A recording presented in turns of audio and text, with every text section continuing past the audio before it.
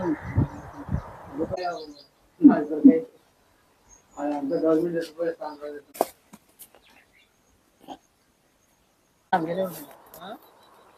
గొర్రెలు మొత్తం.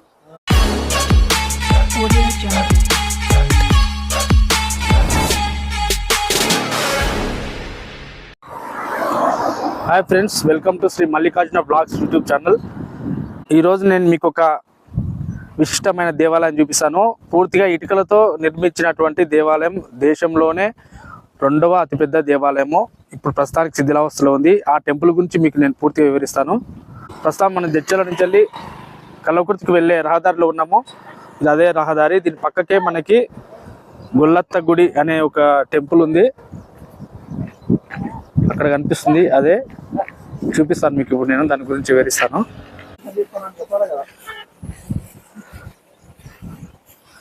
చూడయి పాములకి ఉండాలి, పాములకి ఏమైనా ఉండాలి రై.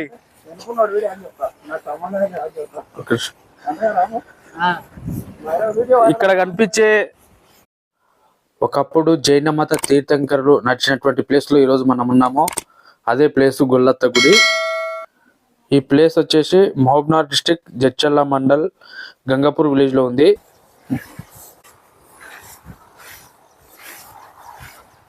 ప్రస్తుతం ఈ దేవాలయం యొక్క ఆవరణ లోపల మొత్తం గడ్డి మొలిచింది. నడవాలంటే కూడా భయం అవుతుంది, పాములు ఉంటాయేమనేసి. 8వ శతాబ్దంలో రాష్ట్రకూటులు నిర్మించినటువంటి దేవాలయం ఇది.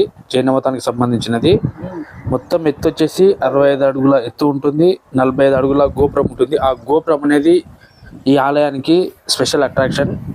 జైన మతస్థులకి ఒకప్పుడు ధాన్యాగారంగా కూడా ఉపయోగపడింది ఈ టెంపుల్.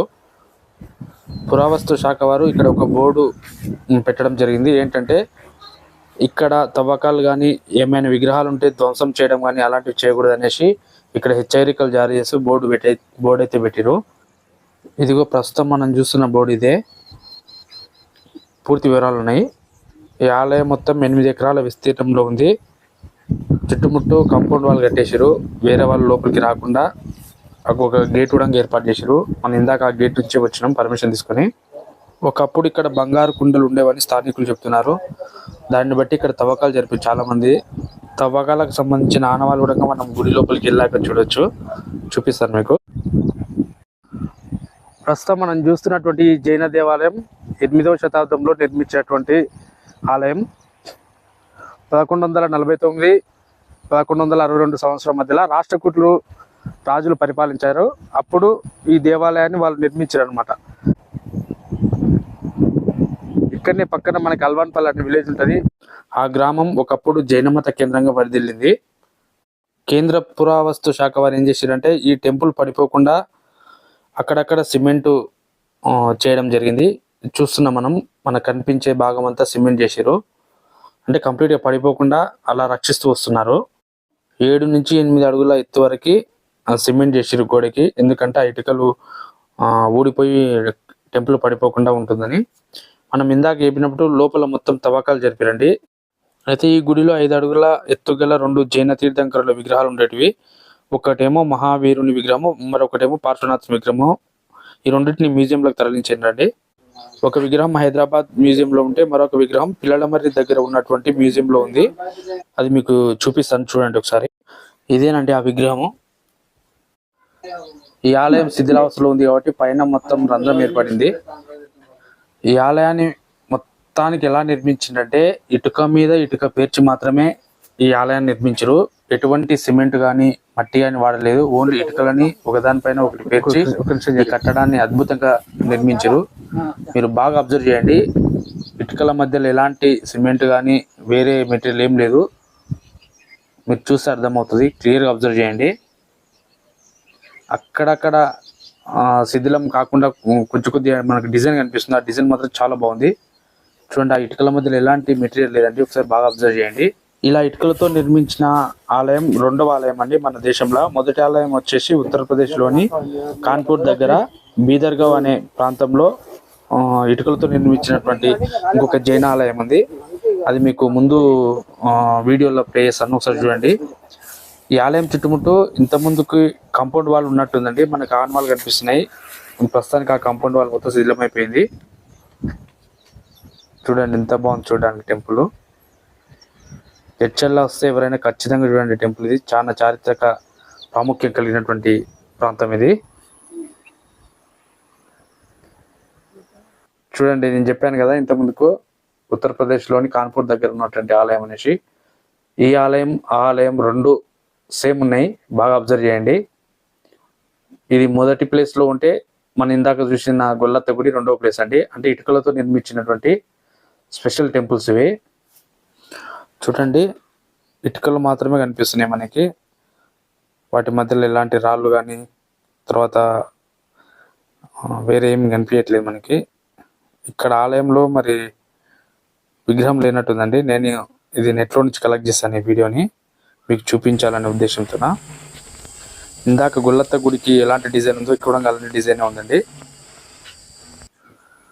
గొల్లత్త గుడి వెనుక భాగానికి వచ్చేస్తే మనకి పాదాల గుట్ట అని ఉంటుంది, అక్కడ పాదాలు కనిపిస్తాయి. తర్వాత నంది విగ్రహం కూడా కనిపిస్తుంది, మీకు చూపిస్తాను ఒకసారి చూడండి.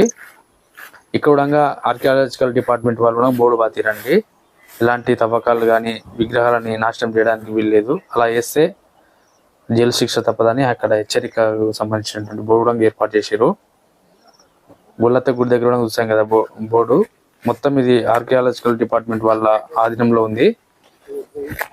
పదండి ఒకసారి చూద్దాం మనం ఇక్కడ ఏమేమి ఉందనేసి. చూడండి మనకి పురాతన ఆలయానికి సంబంధించినటువంటి ఆనవాళ్ళు కనిపిస్తున్నాయి. ఇక్కడ ఒకప్పుడు గుడి ఉండేదండి, ఎందుకంటే మనకు ఆ బేస్మెంట్ కానీ తర్వాత గుడికి సంబంధించిన ఆనవాళ్ళు చూస్తే మనకు అర్థమవుతుంది. అక్కడ నంది విగ్రహం ఉంటుందంట, అన్న చూపిస్తున్న చూద్దాం ఒకసారి. అది కొంచెం చూడండి, ఇక్కడ శిథిలమైపోయినటువంటి నంది విగ్రహం కనిపిస్తుంది మనకి. ఇక్కడ నంది విగ్రహం ఉందంటే ఖచ్చితంగా శివలింగం ఖచ్చితంగా ఉంటుందండి. నంది విగ్రహం కాకపోతే శివలింగం మనకి ఇక్కడ కనిపించలేదు, చూసాం ఆల్రెడీ. మరి ఎవరైనా ఎత్తుకెళ్ళిరా లేకపోతే శిథిలమైపోయి భూమి లోపల ఉండిపోయింది అనేది మనకు తెలియదు. ఇక్కడ మాత్రం గుడికి సంబంధించిన ఆనవాళ్ళు కనిపిస్తున్నాయి. నంది ఉందంటే ఖచ్చితంగా శివలింగం ఉంటది, ఇక్కడ శివాలయం ఉంటుందని మనం అనుకోవచ్చు. ఇక్కడ పాదాల గుట్ట అని ఎందుకు పేరు వచ్చింది, ఇక్కడ పాదాలు ఉంటాయండి. ఇవే ఈ పాదాలు చూడండి. ఆసియా ఖండంలోనే అతిపెద్ద మహిళా పురుషుల పాదాలు అండివి. 6.5 అడుగుల పొడవు 3 అడుగుల వెడల్పు ఉంటుందండి ఈ పాదాలు. ఇక్కడ పిచ్చి ముక్కలు మొలిచినాయి కాబట్టి మనకి క్లియర్ గా పాదాలు కనిపించట్లేదండి.